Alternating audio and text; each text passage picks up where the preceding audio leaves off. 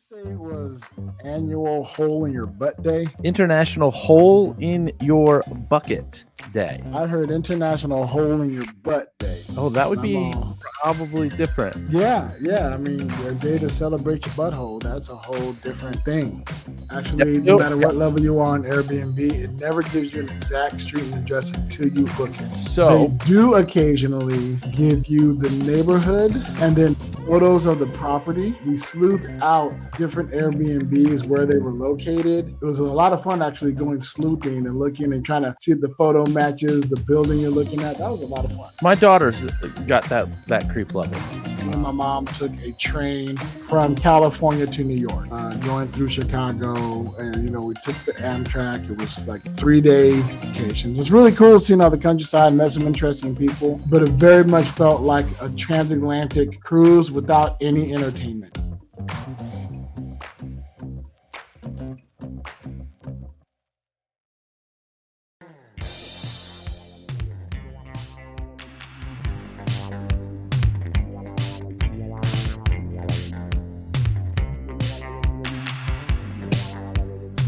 Look at that seamless transition. Was that what you're calling it?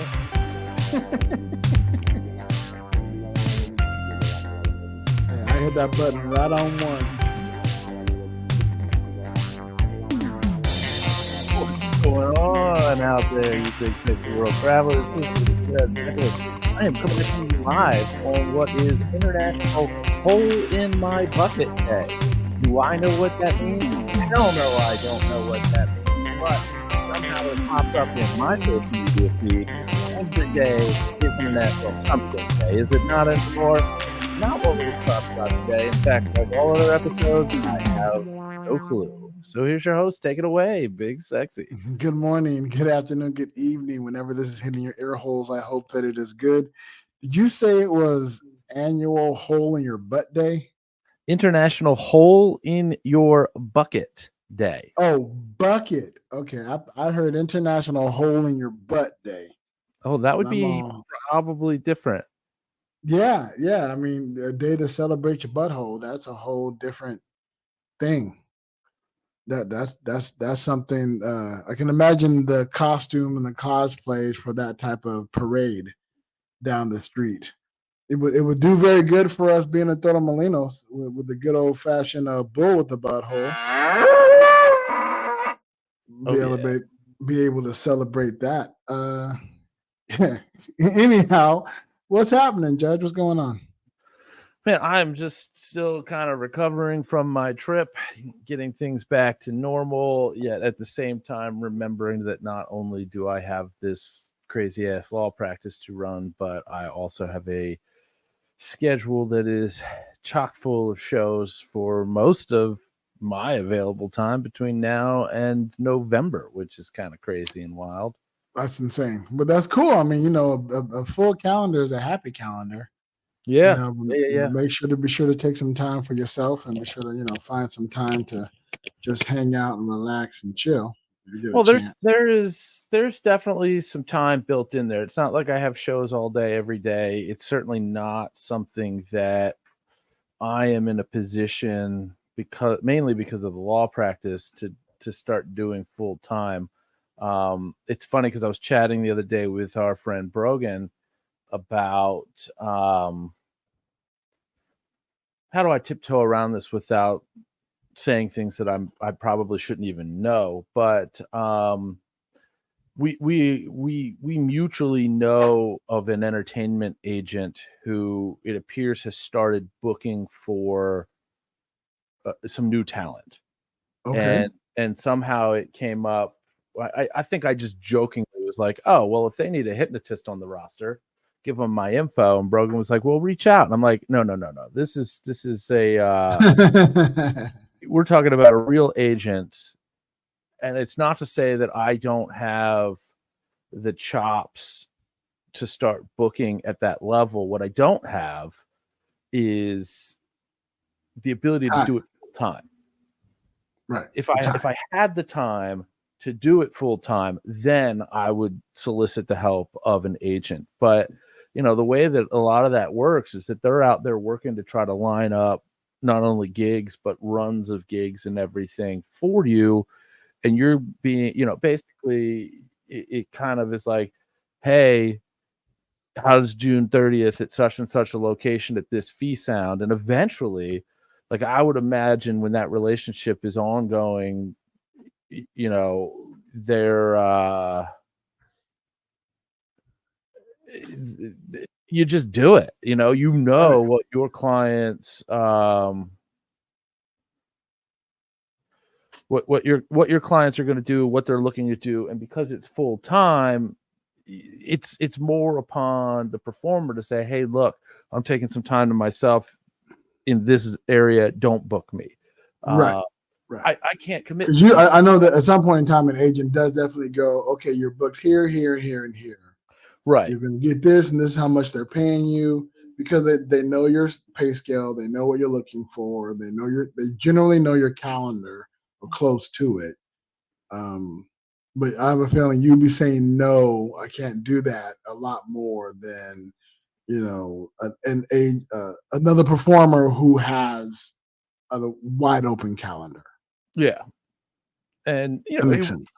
I'm building toward that as an eventuality, but it's still several years away. There's still way too much going on here. You got time with the law practice. So, I'm taking as many gigs and opportunities as I'm capable of within those constraints. And I'm trying to do stuff like end of July, early August, I'll be in Oregon, which I think I've talked about for a week. Okay, yeah, you mentioned that. Doing a bunch of shows at a county fair. And as always, for anybody who somehow doesn't know, all of my stuff gets put up onto either Between Two Minds or judgmentalist.com, usually both. We've started doing it that way just to make it simple and easy. In fact, if you go to Between Two Minds and it's something that just I am doing, it's going to have some sort of denotation. And if it's a solo show from my stage partner, it's going to have a different denotation. And then they also double up onto judgmentalist.com. Shout out to Scoop Neon Black. I don't even know if he listens to this podcast, but if he doesn't, he needs to. Yeah, he is he's the power behind all of that website stuff. So I get a lot of times you will even see when I know that I have gigs coming, I'll shoot him the general info, date, time, location. He'll put it up on the website. And then later I'll send him the ticket link, because a lot of times we get things solidified. Right. And the links aren't quite available. Like, for example, I can tell you exactly when and where my 5 shows in Rochester are in September, but you won't have the ability to purchase tickets for any of those shows until July 16th. I at least now know what date is. Right. Given the date of when you can actually get those tickets is helpful. Right. And I'm not supposed to formally announce that I've got a show on Wednesday the 11th and 2 of them on Saturday the 14th and 2 of them on Sunday the 15th. So I won't. Yeah, so don't do that. Don't make that announcement. But I also can't make that announcement officially because I don't remember exactly which time those 5 shows are. But there's going to be a little bit of time off in that, because my stage partner Bernardo, who is also doing shows at the Rochester, New York Fringe, I still don't know exactly what his dates and times are, but I do know that some of them he's working a different venue. So he's working I want to say that the Rochester Fringe has something like 20 different venues. I can't wait. It is going to be an amazing experience. It's going to be an amazing opportunity. It's a real huge thing, and I'm super excited about it. I'm super looking forward to it. I don't know if I mentioned this on here before, but we lined up an Airbnb. Nope, we have not talked about this. Well, I haven't talked about the Airbnb that we lined up. You have not. Okay. I don't recall you mentioning anything about an Airbnb. Listeners, if I'm wrong, enjoy the retelling. Yeah, enjoy the retelling if Big Sexy is wrong. I love this. Okay. So I'm hopping around. I'm looking at Airbnbs for the date range and everything like that, and I'm trying to be in downtown Rochester because that's where all of this stuff is happening Makes sense. and Close to the action, as it were. close to the action. And I get a couple of them, and I'm starting to send screenshots over to Bernardo, and they all look pretty decent, and I'm like, you know what? This one looks right. Something felt right about one of them to me. I don't remember what it was because this was almost a month ago that I set this up, right? And the weird thing about Airbnb sometimes, and maybe it's just because I've only booked like 2 or 3 things on Airbnb ever. And I think that you and Beer in a Backpack mentioned something about when you get to a certain level, there's a little more give and take, and maybe you get more information. But Right. these did not give specific street addresses. They never do. Actually, no Nope. matter what level you are on Airbnb, it never gives you an exact street and address until you actually book it. They So, do occasionally give you the neighborhood okay. and then photos of the property. And if you want to be a sleuth, we did this in Romania. My wife is amazing at this. We sleuthed out different Airbnbs where they were located and what the neighborhood in and where the actual unit was based on photos of the outside of the unit and the general area where it was. It was a lot of fun actually going sleuthing and looking and trying to, do the compare the photos and try to put your phone up and see if the photo matches the building you're looking at. That was a lot of fun. My daughter's got that creep level. It's Yeah, a skill. I don't it say that is. in a negative way. So I get enough from one of them to be like, this is the one. And Nice. as I'm booking it, and I don't remember the order of operations exactly in this, but Bernardo was asking me, you see, Bernardo actually has to load shit in for his show. He has stuff. He has stuff. I have me and a pack of cocktail napkins and sometimes my own microphone. And That's it. usually you're at a place where you don't even need to bring the cocktail napkins. Correct. I try to get that handled for me ahead of time, but I always have some as a backup. Just in case. He was asking me, he's like, do you know anything about the parking situation at my venue? And I'm like, no, but I'm sure we'll be fine. I'm not super worried about it, right? So I booked this thing, and then of course it tells you what the address is. And I'm like, man, that address looks super familiar. And it's like a 5-minute walk from my venue or something like that. I'll shoot him a Okay. text. I'm like, bro, what's the address for your venue? And he spits it back to me. Our Airbnb is on the second fucking floor of his venue. That's insane. And that's pretty awesome. And I'm like, I think you got your parking situation handled. I think you're covered. Yeah. If you can get your stuff into the Airbnb, you can get it into the venue and vice versa. Right. You could fall from down the stairs to where you'll be working. So that's freaking awesome.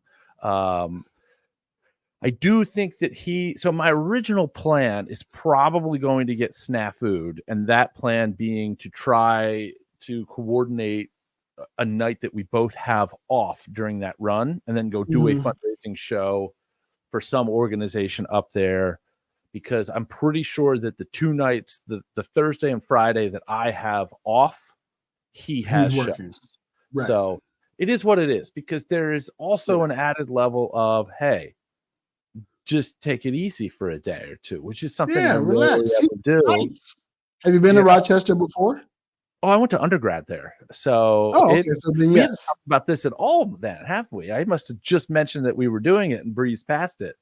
Because I know that the last time that time frame wise, that we would have talked about this, I probably didn't even know what the official July 16th release date for everything is. So that's going to be, they make a big to-do out of it. It's really kind of a big thing to them up there. I don't know how long they've been doing it, but everything looks, incredibly, like their back end system, super professional, super, like it's for any performers that are, and I know that we have listeners that fall into this category because some of you I've already convinced to apply for I was going Charm. to say, do they have more than 7 this time around?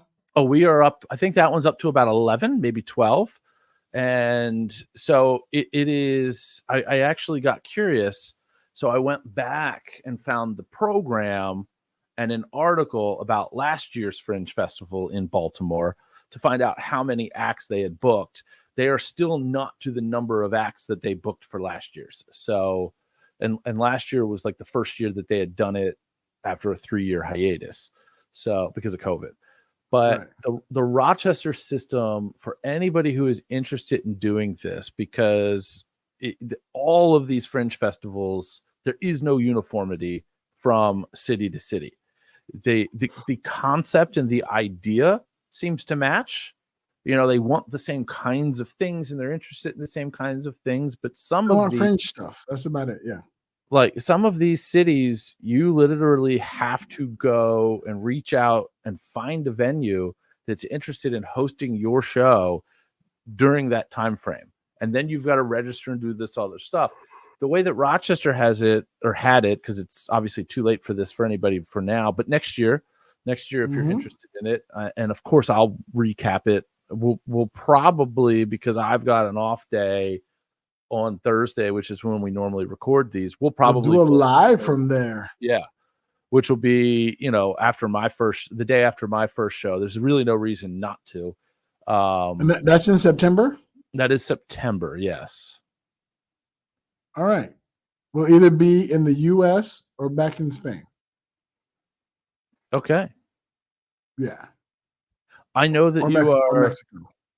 I know that you are anti-cold weather, but maybe you should pop up to Rochester for a couple of days. Yeah, you know, if possible, if we're in a place where I can swing it, that we can make a trip up to Rochester, that'd be amazing. That'd be awesome. Do it. I'll put it in the zeitgeist. I'll throw it on my vision board. Yeah, do it by train. Yeah. I have no idea if that logistically makes any sort of sense, but like the other day I was realizing that like people travel by train, and I don't mean commuter day by day, but like, I mean, people make a big deal out of being like, hey, I'm going to go wherever and I can get there by train and sit in this train and just see the entire countryside on my way there. Yeah, that's expensive and long. Is it? I've never actually looked into it. So when I was younger, and it was basically when I was younger. When I was younger, me and my mom took a train from California to New York, going through Chicago, and you know, we took the Amtrak. It was like 3 days train ride. You know, several different stops at certain locations. It's really cool seeing all the countryside, met some interesting people. But it very much felt like a transatlantic cruise without any entertainment. Yeah, you're literally just sitting in a car. You got to be your own entertainment, and that's for like 3 or 4 days. It takes a long time. And I used to think about, oh, maybe I'll just take a train. And the train used to be affordable. It is not anymore. No, okay. No, that has gone the way of the dodo. And I really don't trust the United States railway system anymore. Anyway. Why is that? Oh, I don't know. 1 or 2 derailments will kind of derail you from desiring to hop on a train. I guess that would be enough to do it. Yeah. That'll do it. Yeah, it'll make you think twice about it at least. So the Rochester Fringe setup, they've got one website interface that they use. I think it's called Backstage. And it you log in, you create an account, and then you upload all of the information for your application, all of your media stuff, description, any videos that you might have, all of the stuff, right? So you do the application one time, and then on the very next page in this interface is, here are all of the venues that we work with. Oh, and that's beautiful. It gives you photos. You can click in and find, hey, this is how big the venue is. This is what accommodations it has, or what, you know, do they have lights? Do they have sound? Is it an elevated stage? Is it, you know, dinner style seating, all of those different things. Is it open floor? Sound like somebody in Rochester did the homework. Yeah. So, and then what you do is it's super, even down to these are the types of performances that usually book here. Like all of this. Oh, they really did the homework. And, wow, okay. and then the process is literally as simple as a button by each and every one of them that says apply to this venue. So you click in, you take a look at it. This one will work for me. This one won't work for me. You click back out and you either click apply to this venue and then your info gets in their little hopper of ones to consider. And then the way that it works is you can only perform at one venue during the Fringe Festival. So so not allowing performers to venue hop. Correct. No hopping around town, you little hussy. There's a period of time in which venues make offers to artists, and you either find one that you like, or you sit and wait for a better one to come along, or you negotiate back and forth or whatever.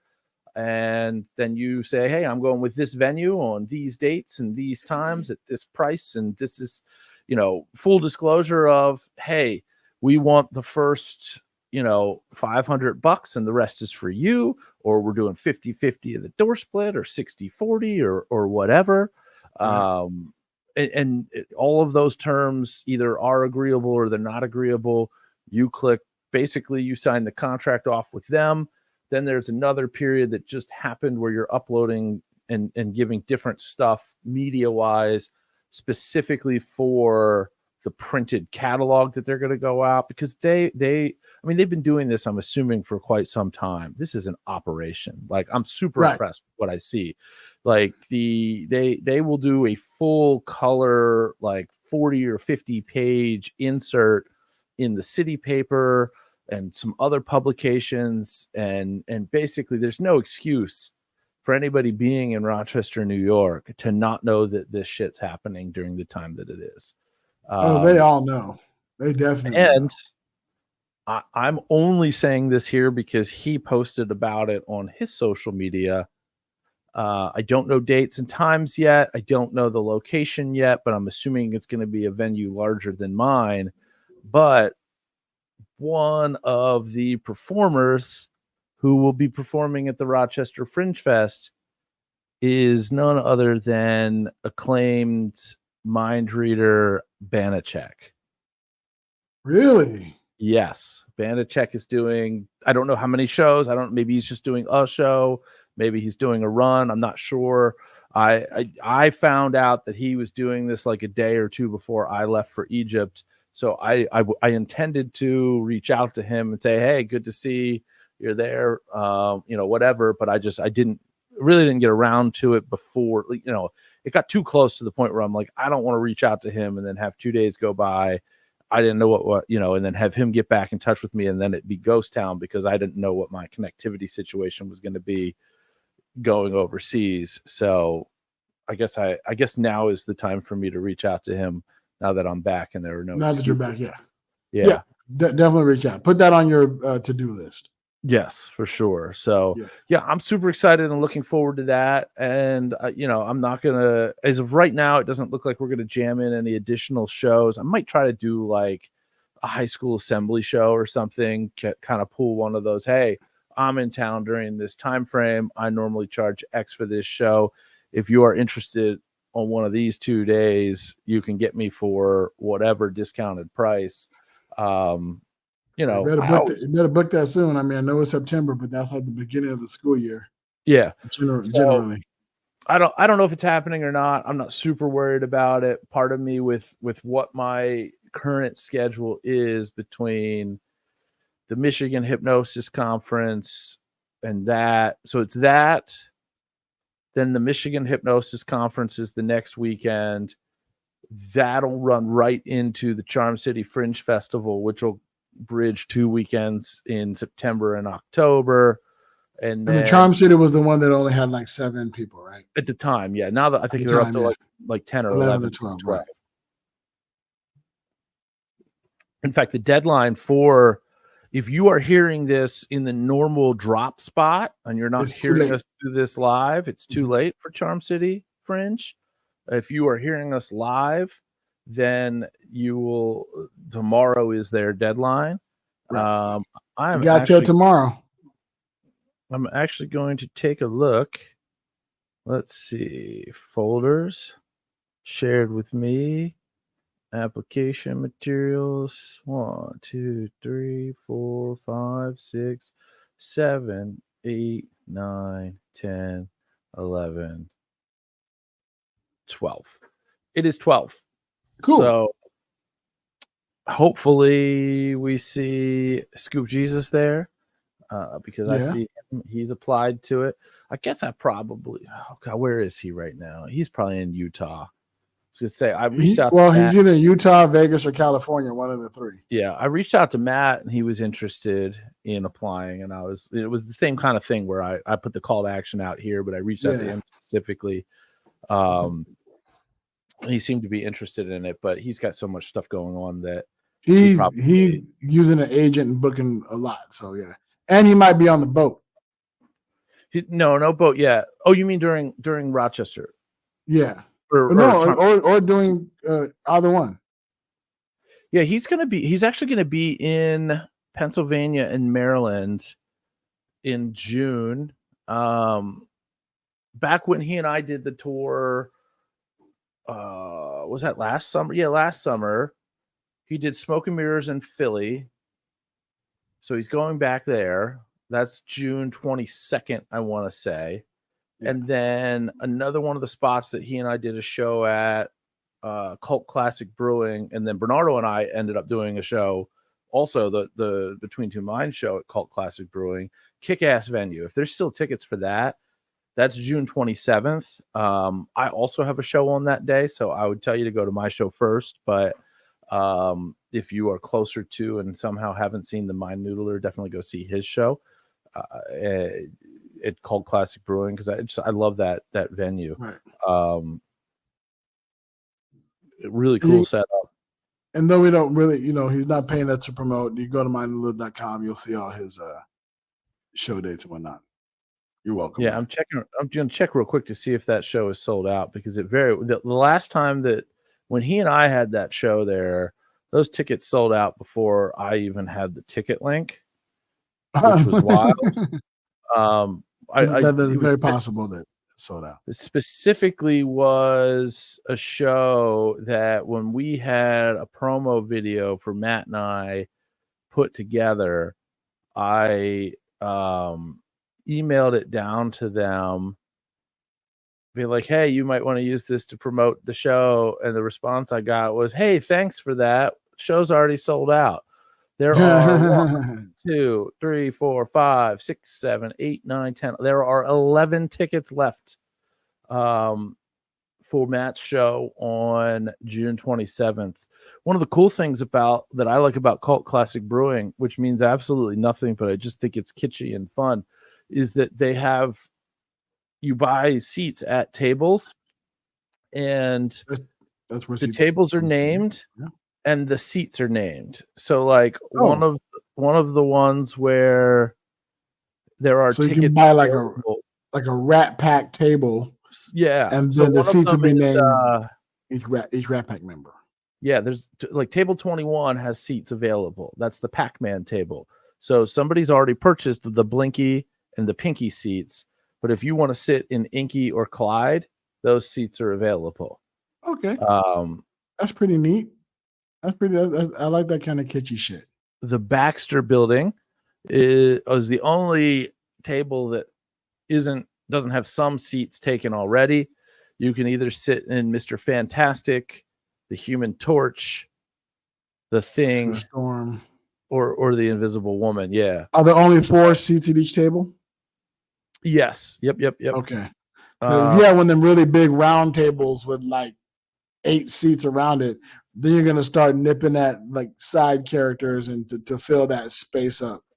Yeah, they don't have to worry about that. Yeah. You could either sit at the Hannibal or Murdoch seats if you're an A-Team lover. There's also 3 seats available at the Hogwarts table, and that's it. That's all they got. but it's super cool. There's just, none of that plays into anything. They're not labeled that way when you're in the venue. There's no real indication of it, but just, being able to go and buy tickets and be like, they're not labeled that way in the venue. I imagine the table is like would be decorated as it's labeled. Like if it's a Harry Potter themed table, give me a Harry Potter tablecloth and make each seat the different houses of Gryffindor. I mean, of Hogwarts. I mean, if it's the Baxter Building, I want to see a blue table with the big number 4 on it. Yeah. And I want each chair to represent who it represents. I want you to have a really hard time finding Sue Storm's chair. That would be great. The chair is just not there. Yeah. That table only had 3 chairs. No, the 4th one's there. You just can't. It's there. It's the Sue Storm chair is still there. Yeah, that's what I want. If I ever did a venue like that, that's exactly what would happen. Exactly. I had a very interesting day today. I just to do it a very abrupt segue. Okay. Today is Thursday. We started doing date days here in Spain, and because the wife has Thursdays off, and I do this, but we get together late now. So last week, I took the wife to the Picasso Museum. Ooh. For Thursday. That was awesome. That was a lot of fun. And this week, my wife took me out to go see the dolphins out in the sea. We didn't see any dolphins, but the boat ride was nice. Lovely weather. It was really great. Then we had lunch at the Indian food. Shout out to Spice Club. It was really delicious. But, went out on the boat, and, they always tell you, we don't promise you're going to see dolphins.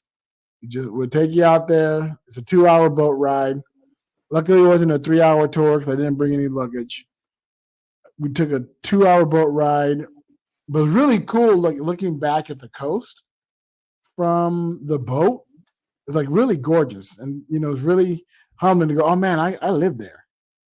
That beautiful thing right there, that all that I'm seeing right there, I live there. That's my home right now. Absolutely wonderful. And then, like I said, we had lunch at a delicious Indian food. Wonderful. We're right on the marina, and then did a fuck ton of walking. We just been walking a lot, but it's easier to do here than back in California because there's so many people, there's so many things to see. Yeah, I want to give a special shout out to folks in the Malaga Digital Nomad group. Yep, last night was the Wine Wednesday. And we met more folks. Nice. Yeah, we met. I'm not going to try to name them all because I'll forget somebody and then I'll feel bad about it. So if you're hearing this and you were there on the Wednesday, whatever date that was, May 29th, Big Sexy says hello and thank you for being awesome. It's really cool meeting you. We just met. Really cool seeing you if I knew you before. Boom, there you go. That covers all bases. But really awesome. Nilla came with me, and it's always a treat to have the wife at these kind of events because everybody who listens should know by now. But if you don't know, I'm married to a rainbow, and just like Rainbow, when people see her, their faces light up. They get excited. They're really happy when she's in the room, and so am I. So it's really cool to go to the events and hang out, and get to mingle and network. We ran into a couple that we might end up renting their unit come July.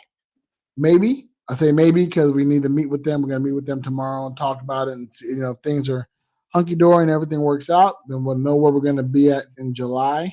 Hopefully July till we leave. That's kind of the goal, but we'll see.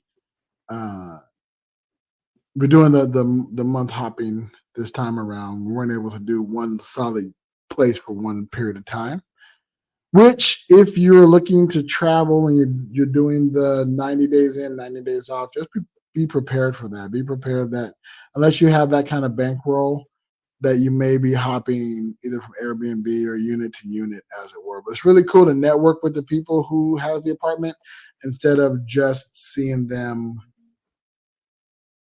online. Yeah.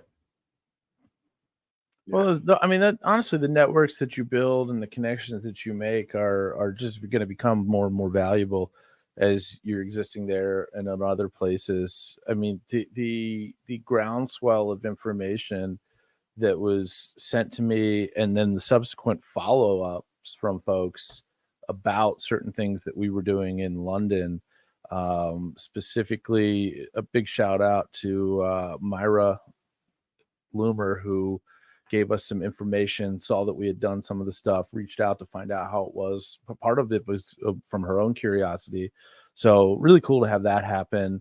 Like I said, the rendezvous that was going to happen with Sebastian Robbins did not, just because of some timing and some weather, and just he was getting there basically the day before, the last full day that we were there. And that I did not originally realize. So all of the intentions were good for everybody, and we just kind of swung and missed on that one. I'd also like to give a shout out to Myra, who joined me on my first ever TikTok live. Ooh. I went live. I finally got the numbers. I can go live on TikTok. So I went during one of my night walks with a dog, and she hopped on and joined. It was really cool. And then I realized that, I think it was TikTok. I've been going live on TikTok and I'm going live on Instagram. I think it was TikTok. TikTok is the one that you have to have. I think you can just go live on Instagram. Yes. TikTok, you have to have, I think, 1,000 followers to do. Correct. I think it was TikTok. Myra, let me know. Myra's actually in the live chat on Instagram right now. So Myra, let me know if it was TikTok or Instagram. I don't remember. But that's my memory. But she joined me, and it was really cool to have somebody. I'm pretty sure it was TikTok. But it was cool to have somebody to talk with and whatever. Because eventually, again, I do improv and I can monologue with the best of them, but it does hit a point where it gets lull and very like quiet. And okay, now what am I gonna talk about? I've already talked about this walk, and then I'm gone a few steps, and they're still the same shit. So do I just say the same shit again? I don't know. I'm running this whole live thing, so y'all bear with me as I'm doing this. But again, I'm trying to give people a taste of what it's like to be out. Maybe I need to come over there and walk with you, because we're 37 minutes in, and there hasn't really been a lull in this live conversation. Pretty close, yeah. Agreed. That's what I need. I need somebody else to come and chat, or people to join on the live, whatever. The time difference is a thing. As I think about things, I'm pretty sure I keep sending you messages at like 4 a.m. Your time. Which doesn't matter to me, because all of my stuff is number one, you're not waking me up. Number two, all of my stuff is kind of in like a little privacy setting when I go to bed, so it doesn't alert me anyway. Right.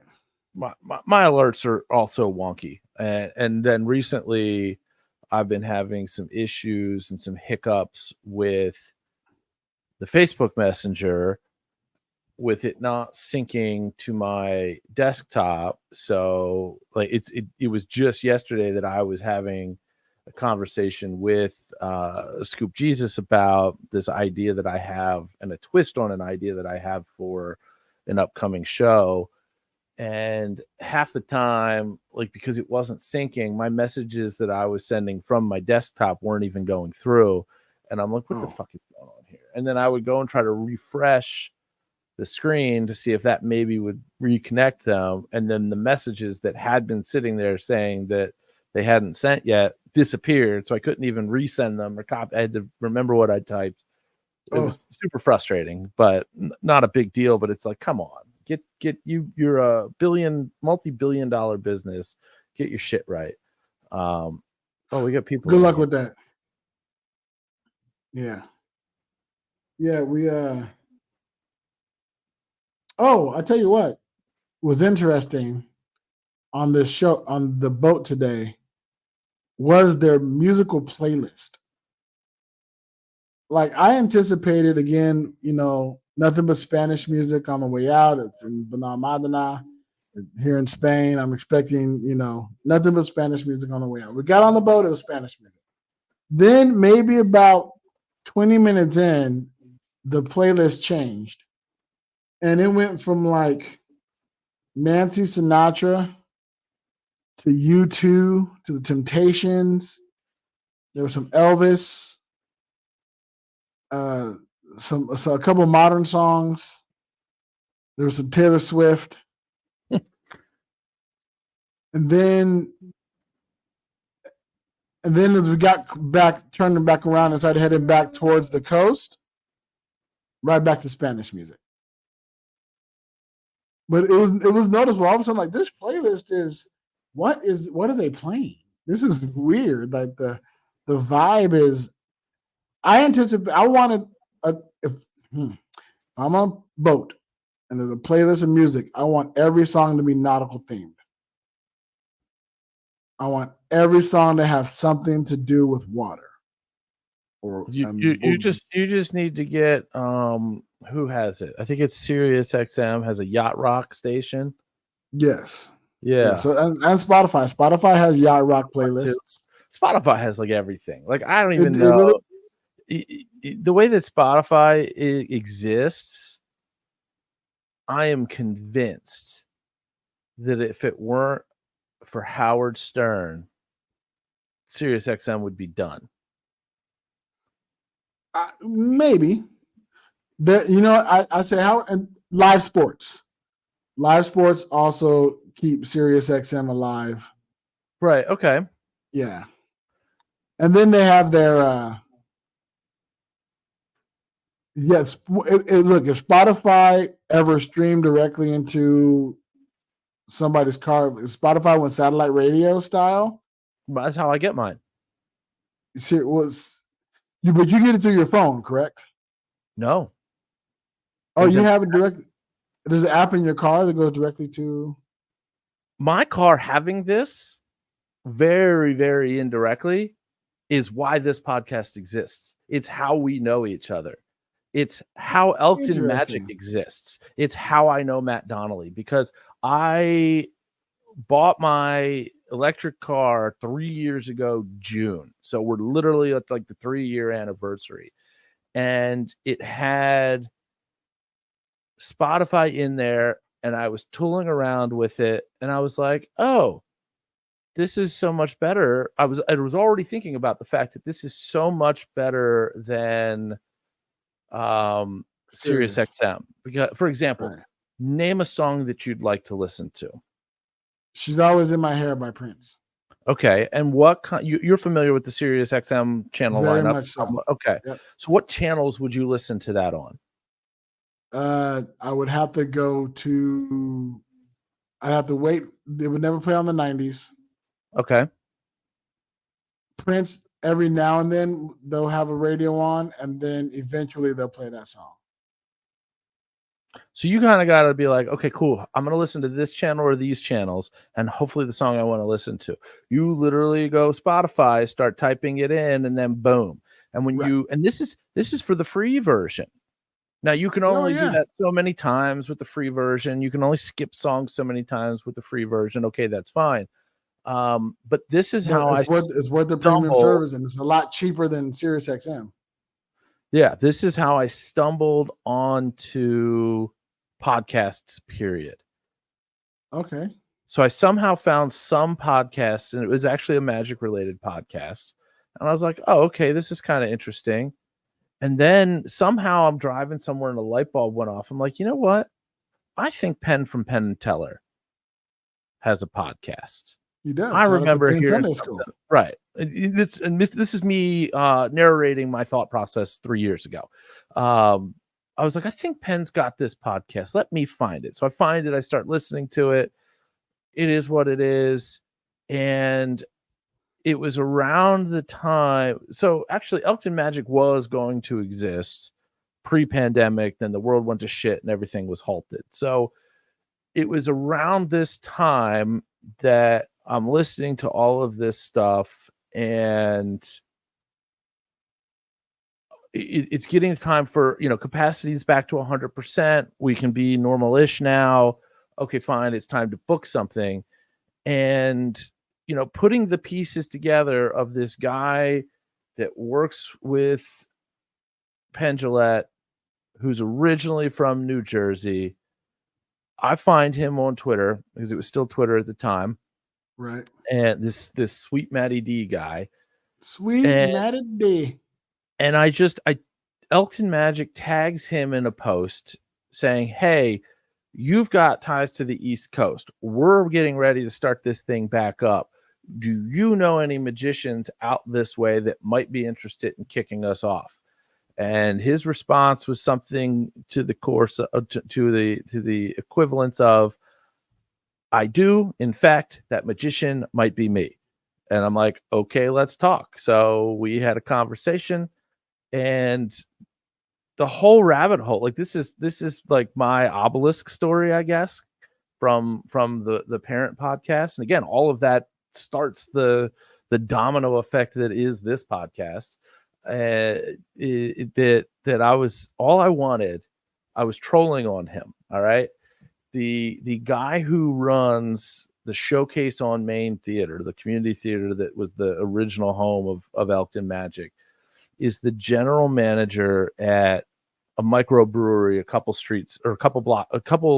storefronts down the street from the theater. And my whole thing, especially for this being our first show, but really it's kind of the capacity and the mindset that I take on all of these shows, is that we have 3 audiences each and every time we put on one of these shows. Obviously, the people who have bought tickets, who are sitting in the seats, the venue that we're working out of, because we don't have our own actual letter or location, and then the performer themselves. So I know that it's a small community. Obviously, I'm part of it. I want anybody who's asking anybody that's ever performed here before to get, a 5-star review from us. And, I don't want another performer to be the reason that somebody would decide not to come to Elkton Magic. And we haven't had that issue. So I've somehow lost your audio. So I can't hear Big Sexy, so I'm just going to keep talking. I'm assuming he can hear me because he hasn't alerted any sort of issue, and I'm getting a thumbs up here. But I wanted to get the brewery to brew a beer named for Matt, and it actually ended up being called the Mind Noodler. But then, like midway through that process, I was like, wait a minute. I think I'm hearing something now. Am I back? Yep, you're back. I'm like, wait, Penn doesn't drink. Maybe Matt doesn't drink. I need to do more research. And within the annals of Penn Sunday School, I couldn't find what I needed to confirm that I wasn't going to offend Matt, because I didn't know him at the time. That was when I met him and started to get to know him and everything. So I was like, well, he's got this other podcast that he's mentioned. Let me listen to it. That other podcast being Ice Cream Social. And boy, oh boy, did I get sucked into that world. And here we are. Fast forward to almost 2 years of us doing this. Jeez. Yeah. It'll be 2 years in October. Yeah. From when we dropped. That's insane. That's crazy. Yeah, this episode it was crazy. This is episode 89, which is one of my favorite numbers, one of my favorite years of all time. Yeah, we're really excited to still be doing this, and it's been pretty awesome. Speaking of which, so listeners, I do have some ideas and plans coming up in the future. What I'm looking to do is providing a bit more education on the digital nomading part. Okay, cool. So I'm currently doing research now, like what is the normal procedure and I'm looking at highlighting what the regular procedure is, what different Google things and whatever says the procedure go to be a digital nomad is, and then what has been my experience going forward. Watch a few videos as people talk about different aspects of it, and I want to start kind of reporting on that. And we recently had to get SIM cards and do eSIMs, and that was a whole thing.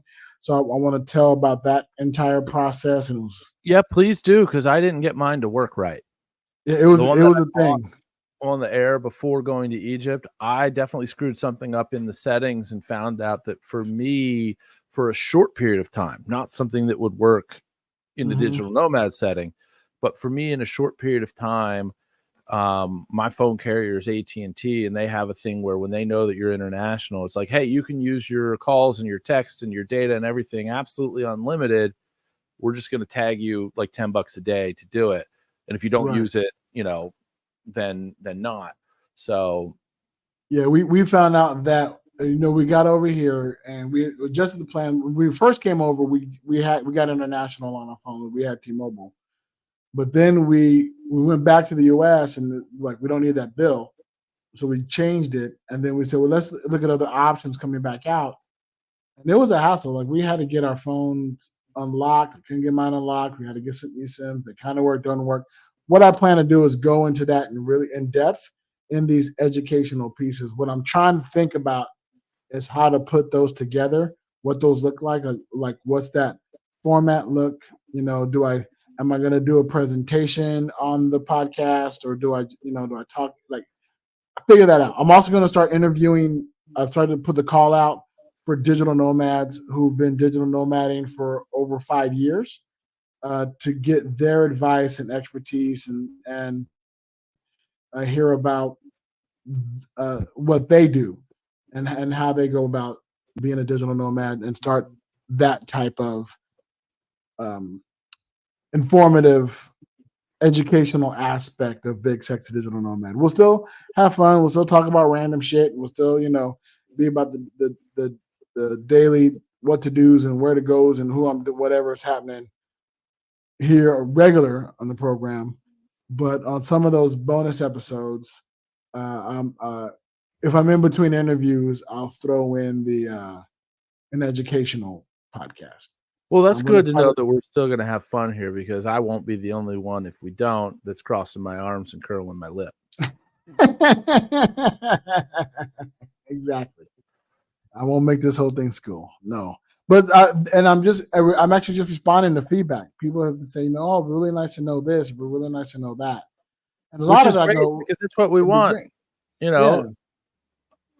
Obviously we jam and shenanigans once a week and blow off steam here, but this is for you. Yeah. And also, I also mentioned that I'm almost a passenger in this. I understand what's going on a lot, but really I've married a phenomenal woman who really is taking the reins on a lot of this stuff. And so I'm also intrigued and learning. So I'm going to learn right along with y'all. That's kind of part of what I want to do, the interview stuff and learn and get information out there. And I'm also getting information as well. So that's coming up. I'm probably going to kind of kick that stuff off after we reach episode 100 because it's going to take some time to build that infrastructure and get that thing ready and planned and sorted. And I want to get some episodes recorded and ready to go. Kind of like before we started this program, we got some episodes recorded and whatever, but I want to get that ball rolling, get those interviews out of the wire. I want to edit them and get them put together. So be on the lookout for that. Y'all hang with us. Stay on the ride and enjoy. My wife sent me this meme before we went on our little journey about being a travel princess. It's kind of like being a pillow princess, except for travel. Like the flight's booked, but the boarding passes, he's got them. I don't know where we're staying, but I know that it's covered. I don't know when we're leaving or where we're going or any of this other stuff. Basically, I'm just locked in and along for the ride. That's it. Big sexy travel princess.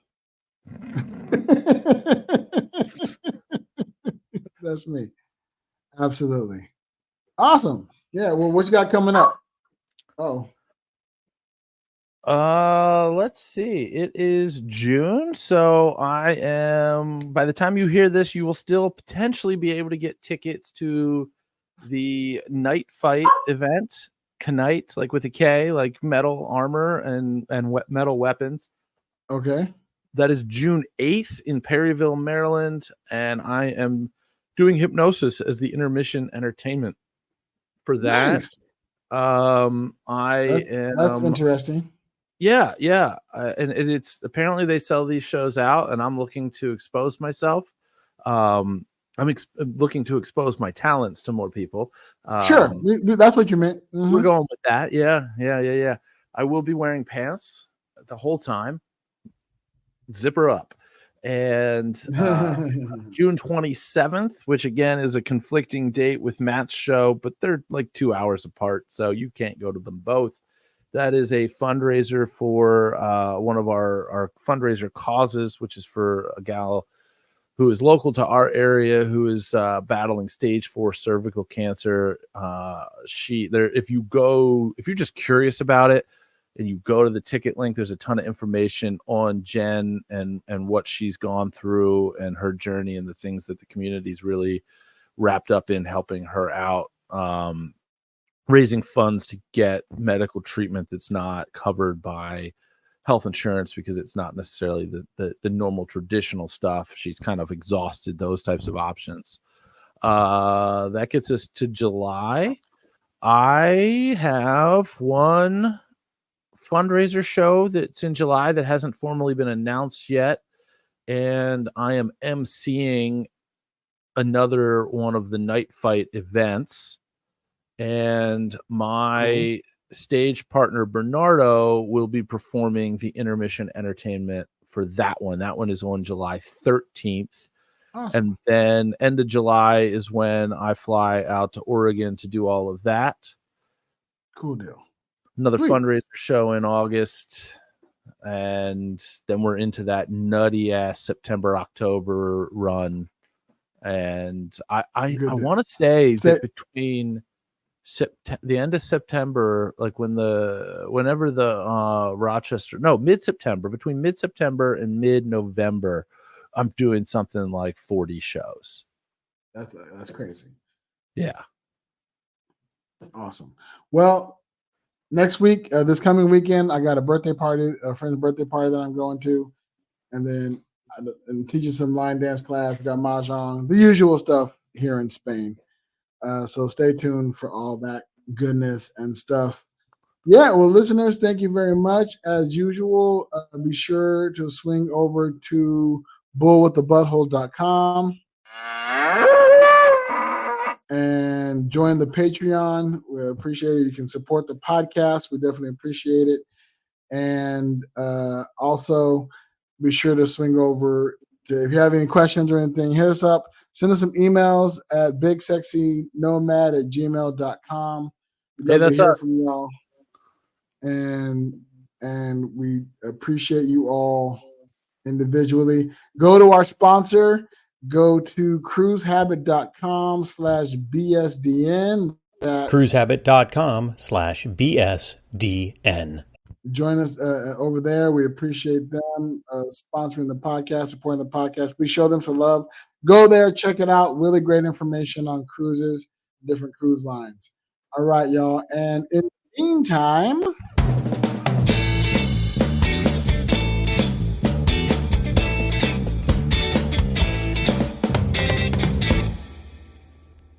safe travel.